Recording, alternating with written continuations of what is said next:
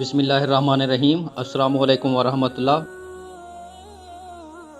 مینڈکوں کا ایک گروہ کہیں جا رہا تھا کہ اچانک ان میں سے دو بے دھیانی میں ایک گڑھے میں جا گرے۔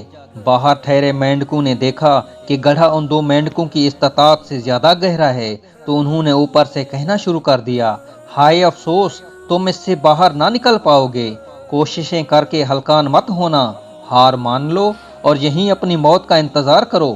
ایک مینڈک کا یہ سب کچھ سن کر دل ہی ڈوب گیا۔ اس نے ٹوٹے دل کے ساتھ چند کوششیں تو کیں، مگر اس جان لیوا صدمے کا اثر برداشت نہ کر پایا اور واقعی مر گیا۔ دوسرے کی کوششوں میں شدت تھی اور وہ جگہ بدل بدل کر جمپ لگاتے ہوئے باہر نکلنے کی کوشش کر رہا تھا۔ اوپر والے مینڈک پورے زور و شور سے سیٹیاں بجا کر آوازیں کستے ہوئے اسے منع کرنے میں لگے ہوئے تھے کہ مت ہلکان ہو، موت تیرا مقدر بن چکی ہے۔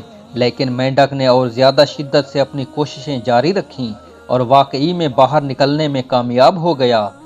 سارے مینڈک اس کے گرد جمع ہو گئے اور پوچھنا کیا کہ وہ کیسے باہر نکلا، تو سب کو یہ جان کر بہت حیرت ہوئی کہ یہ والا مینڈک تو کانوں سے محروم اور بہرا تھا۔